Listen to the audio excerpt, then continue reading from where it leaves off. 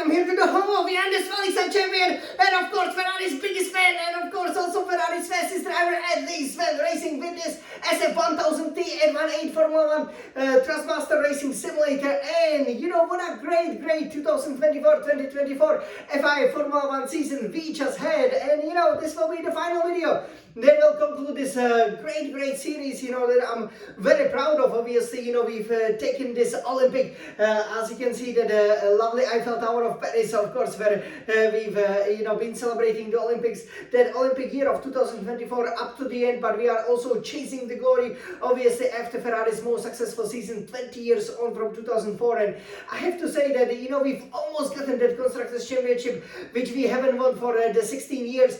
But in the end, it went to the team that haven't won it for even longer than us, 26 years. So over here in the final race reaction and of this final series, which obviously consists of you know, the hot laps, the new F124 hot lap, right?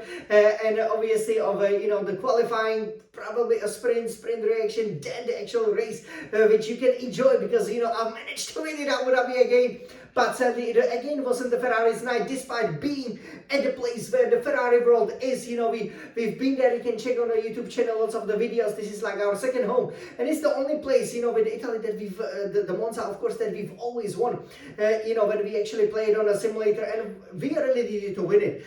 We were really close, and you know, if only departing Carlos Sainz was able to beat Lando Norris, you know, to the victory. If only he had that 1, 2, 3 tenths, you know, up his pocket, so that he could get to the back of that McLaren, which was always 3 to 5 seconds down the road. You know, I think you know, the least amount of time that he was behind was about 1.8 seconds. You know, right after his pit stop, because obviously you knew you know what happened at the start. You know, we could have been the constructors champions, but there are of course so many ifs. Again, you know, yeah, orange doesn't look as good as the red, but what can we do, right? I mean, you know, we haven't maximized our opportunities this season, and of course, you know, the development went Ori, and that really cost us. So we you know, haven't claimed the constructors champions. And now in terms of how many days we are waiting from the last victory, because remember, you know, before Michael Schumacher won, obviously in 2000 we won the constructors in 1999, and obviously, you know, we were successful before that. So we still had from 1979 Jody Scheckter to 2000 Michael Schumacher, 21 years of the wait for the drivers of world champion. Now it's 2007 since obviously Kimi Raikkonen, now 2025 will it be Lewis Hamilton? Well, based on his drive, it's definitely possible.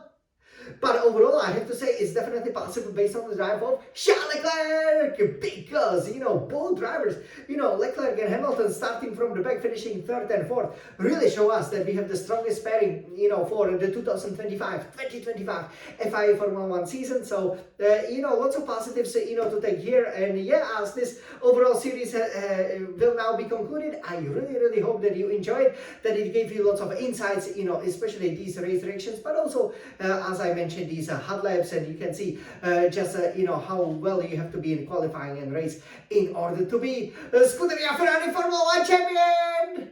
So let's take a look at how it went, and then we will show you on this beautiful Scuderia Red Retina Ferrari iMac, yeah, the overall standings, which sadly don't feature either our driver or our team at the top. So, you know, I mean, during the practice, you know, we saw flashes of speed here and there, but, you know, the key point was that electrical store, the energy store, the ES part of, you know, that 6-part engine, if you don't calculate the gearbox, because you always have ICE, internal combustion engine, MGHUs, that's motor generated unit heat, and MGUK, that's motor generated unit kinetic. These were all fine on Leclerc's car.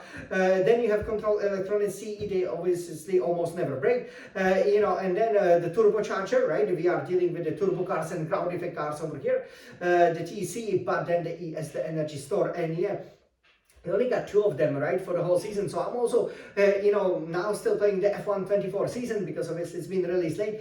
And, you know, I have to tell you that you only got 2 of them, and you get a 10th place grid wrap if you have to take a new one for the whole season. And, you know, one of the issues is that, you know, it's great, it's powerful, but you know, you can definitely run out of it. For example, me, when I've gotten, you know, to the midway stage of the season, you know, I would pretty much, you know, be both of them 40% out, and once that energy store gets more and more used, it obviously doesn't provide you with that burst of power. So what a pity that Charles had to take a penalty. Then in qualifying, terrible mistake just outside of the track limits. So basically Charles 14 out of the Q2, and with a mountain to climb. Sainz thankfully, however, qualified third, so it didn't look rosy, right?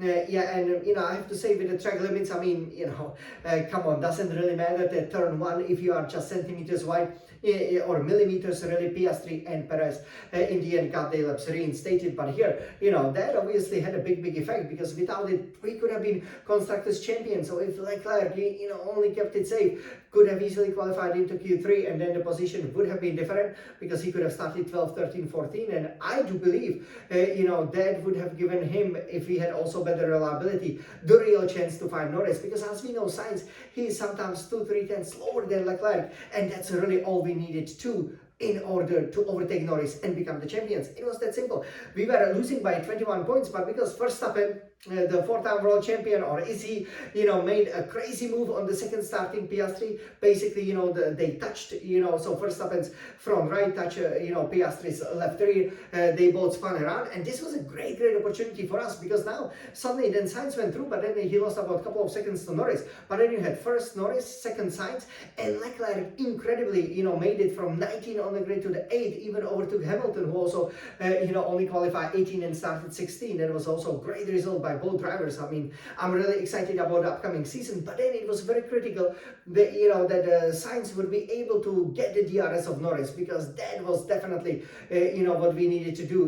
Leclerc was going nicely through the field. We definitely had a pace. Piastri also, had a bit of a contact with Colapinto, so he also has gotten a 10-second penalty, like did Verstappen for that crazy move. I think for the first time, we were saying like, yeah, good job, because he always takes Ferraris out. So, but here, clearly, I don't know what he was thinking with that move, that it was just, a little bit like, I guess you are too tired after the longest season on the F1 calendar with obviously 24 races. So what happened was, that we were basically running behind Norris. And then Leclerc, did a good job, obviously, switching from the medium early on to the hard, and that enabled him as, the others then stopped, to basically, get them. He picked up nicely guys like, for example, Gasly, right?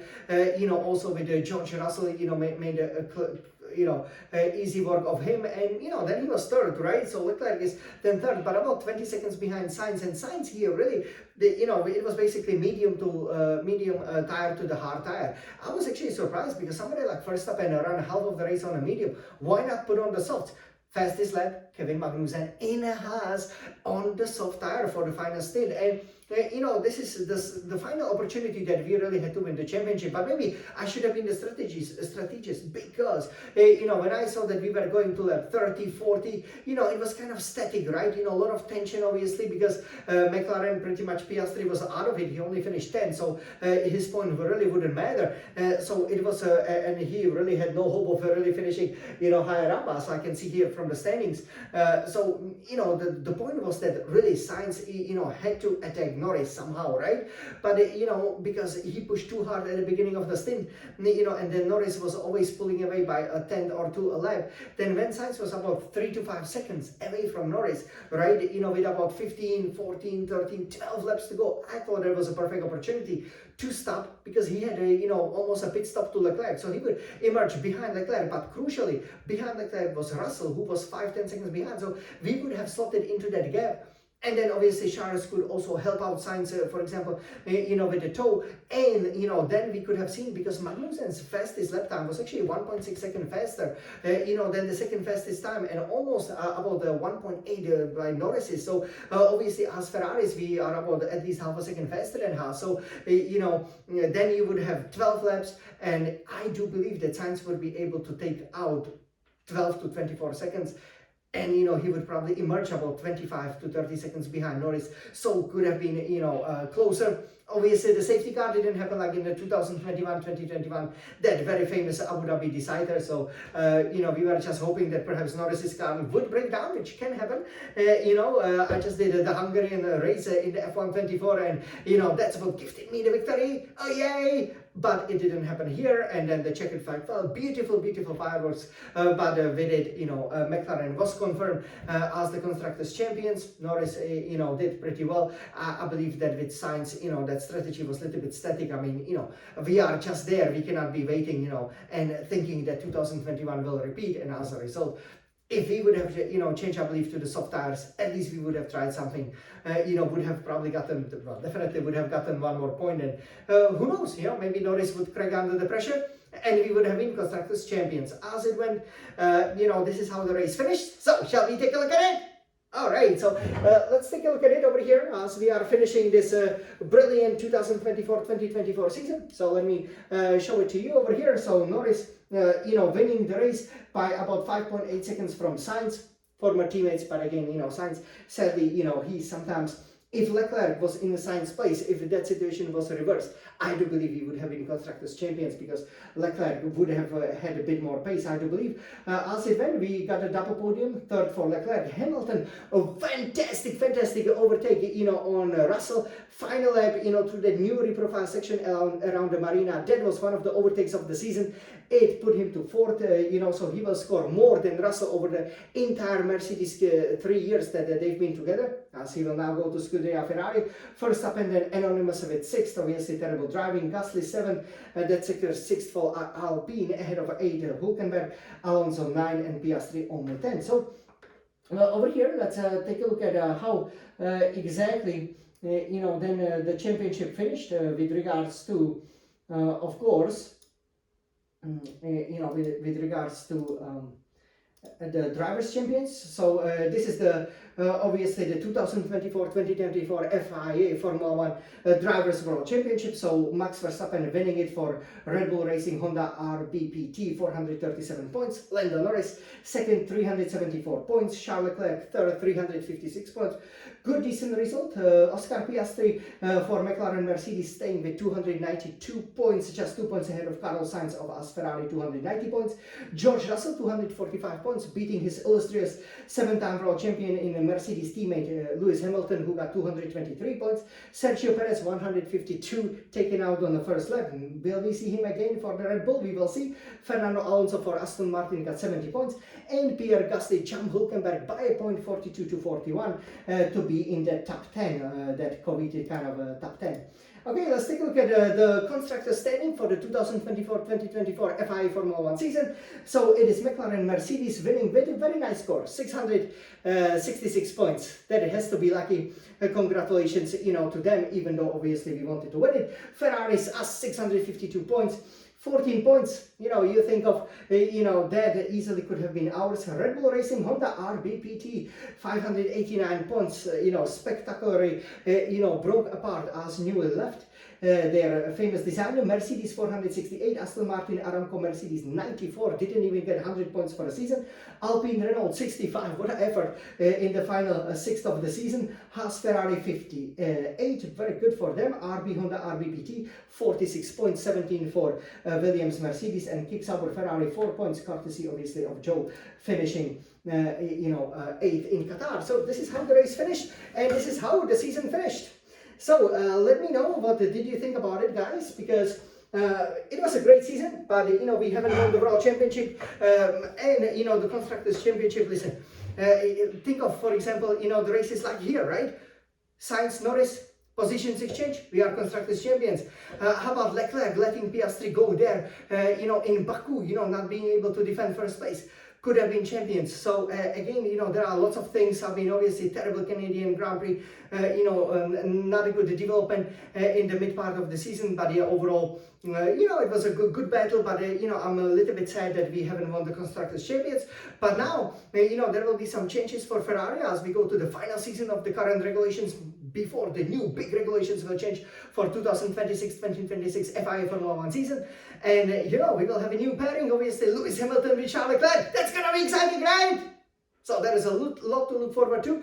We haven't been really, this close to, really winning the Constructors Championship since we won it in 2008. And I'm sure next year will be our year to finally break the duck, get the Constructors Championship and also the Coveted Drivers Championship. Will it be a title for Lewis Hamilton or first title, the maiden title for Charles Leclerc, or will it be any other driver? We hope not. Definitely stay tuned. But you guys have an absolutely amazing holiday. Enjoy the Merry Christmas. It is already ready behind me, and we will be back next year for the 2025 FIA Formula 1 season. I cannot wait. This was Jan de Svalixan champion, Ferrari's biggest fan, and of course Ferrari's fastest driver. Thank you very much. I hope you enjoyed this series. I was absolutely loving it, and now let's just jump into beautiful Torquay Sea, enjoy our long holiday, because we will start in Australia, obviously, in more than 3 months time, about 3.5 months time. So that is a very long break. So make the best use of it, you guys. There was so many sports, Olympics, and obviously Formula 1 with a record-breaking 24 race season. It was amazing. We will see you next year. This was Jan de Svalixan champion, Ferrari's biggest fan, Ferrari's fastest driver, and as always, Forza Ferrari!